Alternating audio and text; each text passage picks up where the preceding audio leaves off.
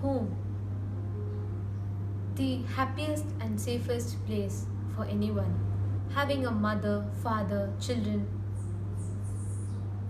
it is like a safe heaven for so many of us. It's the best, happiest place, the most safest, we're in the most safest hands. A secured feeling, joy. This is what we all know of. The world is familiar with this side of a family. But what turns out even more disturbing is, even as I'm talking to you all, even as I'm uttering these statements, there are about 40 children around the world that are dying because of child neglect and child abuse.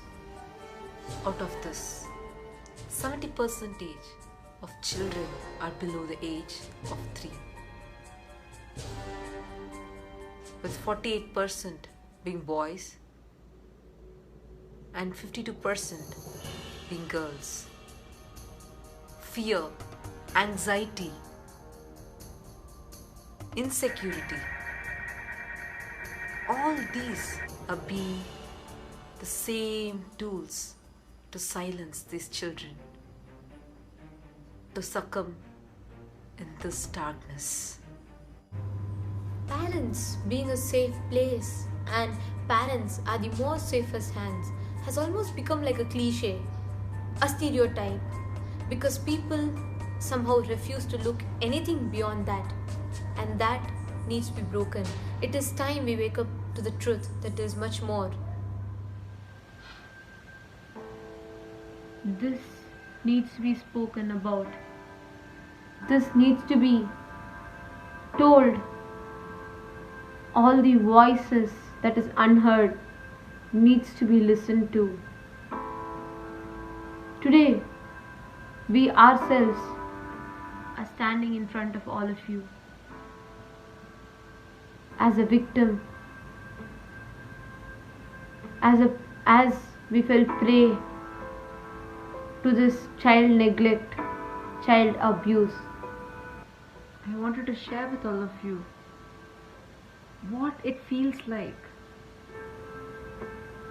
when it's actually, to be honest, I feel so hurt to even be in a position where I'm sharing all these. My childhood wasn't something great, because I know how everything, every day was literally filled with fights between my parents. I used to be affected by severe wheezing, where I remember there was a day when there was a severe fight that broke out between my parents. My 3 siblings were lying on the bed. It was midnight. They were all just about to go to sleep. I was just there in the hall, just preparing myself, about to go to sleep. A huge fight broke out in the house. He hit her, she hit him. Terrible fight, resulting in they start like a violent attack on each other, throwing things. I begged them. I told them, see, for me, both of you are important. Please don't do this. It's really hurting me. Don't do this. Just think of our lives. Just think of all 4 of our lives. What will it be? They wouldn't listen. And all of you should know, it is not easy. It is not easy to talk. It is not easy to come out about this, because all of you know us as sannyasis. Yes, even today talking this, bring this out, is with the strength that Swamiji has given through his spiritual teachings.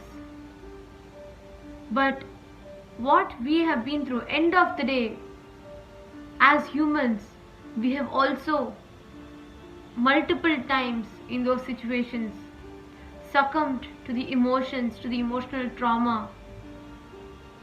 A child at 7 or 8 is where grows his or her identity, learns ethics, learns principles and morals of life. But at 7, the little bit identity that we had was stolen, was taken away. We were put into constant mental stress and torture to see whom we have to call our mother and father, fight, almost just torturing us. It is not easy. Even today, I still remember the scene stands in front of me. I have had so many sleepless nights because of the noise, the shame, guilt. I will not be able to go outside on the road. I will not be able to lift my head and say I'm from this house, because I know if I do, there'll be judgments, there'll be uncomfortable silence. Everyone will know that that house is where all the screaming comes from. We didn't have a joyful golden childhood. That night where the terrible fight happened was just one of the many incidents, many times that we were abused. She, as a mother, she just left the house. She went out of the house, middle of the night, walked away. Here, my 3 siblings, screaming, crying, asking what is happening. On the other side, father just goes into the room, just closes the door, doesn't talk to any of us. All these 3 kids were shouting. Even I was crying badly. I was just 10 years old. I didn't know what I should do at that time. It pains me even now if I remember all those incidents. The next day, I cooked food for everybody, and I was just 10 years old. I took the kids along with me to school. I didn't comb my hair properly, because I usually at that time it was she who used to do it. And that day when I went to school, all my friends were teasing me, telling me, "Oh, your mother forgot to braid your hair. Why do you look like a maid today?" Like, very insulting way. That just made me distance myself from everybody. Before that, I used to be a taekwondo champion. I used to win prizes in drawing, even I used to be a class topper in academics. I used to excel in so many things. But all these situations just pushed me. I just felt that I should just cease to exist. I just felt this life is not to be lived. 3 days later, she came back and just started talking to us as though nothing happened. The fear that I shouldn't lose her again, I just accepted whatever she did. I am so hurt that this is one incident. Even after they just dumped us in Gurukul. They did not join us. Good, they got a free school, and they just felt us as a burden. They just dumped us. unfortunately it was Swamiji wherever they were supposed to be dumping us, but it was not dumping. Instead, we were saved, I have to say. Swamiji's beautiful divine intervention happened. But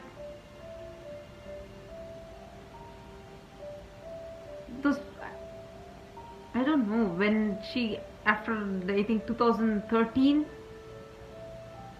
we joined the Gurukul.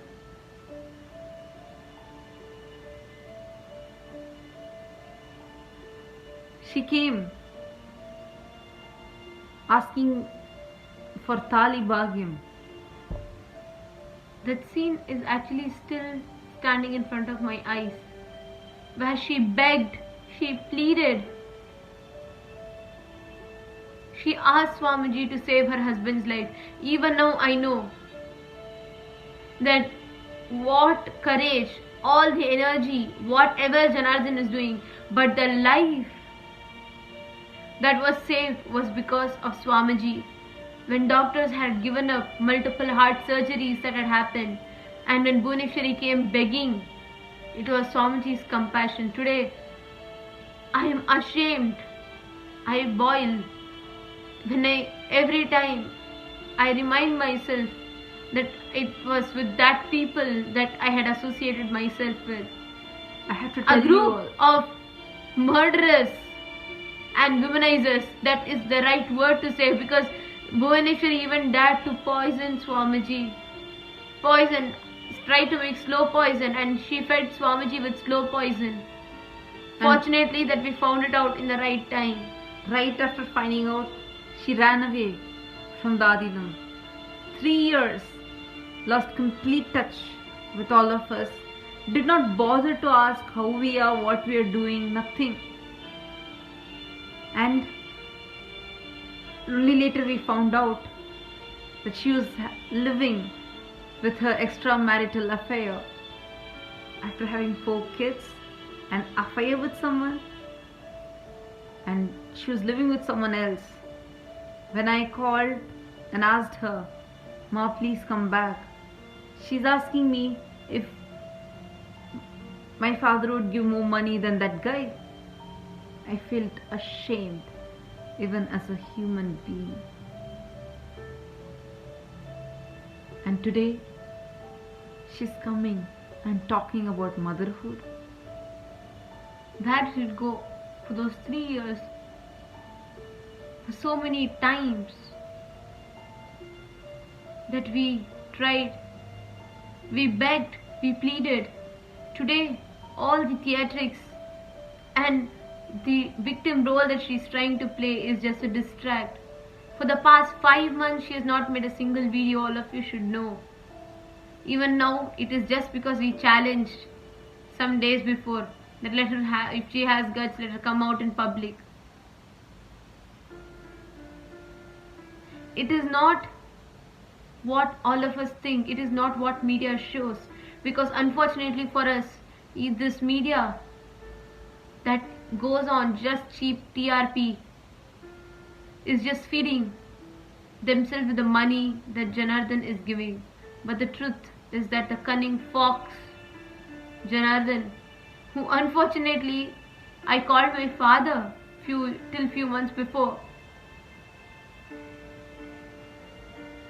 having been through all of this and just their vengeance and their revenge and their anger, after looting more than 5 crore money, after taking crores of money, Janardhan looted in the name of negotiation and purchase, and Bhuneshwari in the name of clearing debts, took more than 5 crore and built 2 hotels and never returned. In spite of all of that, Swamiji continues to keep quiet, never once has targeted or attacked. But still these gratitudeless people, I feel shame burning all over my body when I associate with them. They come out and continue to abuse Swamiji, targeting the sole purpose of their drama is to reach out to somehow attack assassinate and finish Swamiji. And all we have been asking for is just a simple affidavit telling you're not going to make us file any false rape charge, or you're not going to misuse us. But they have not given that till now. We hope all of you would understand the pain that we are talking from, and we hope we get justice. We sincerely thank all the viewers for watching this, understanding, and really we would look forward for your support. You can tweet it with the hashtag Justice for Nithyananda, and we would surely see it. Thank you, Nithyananda.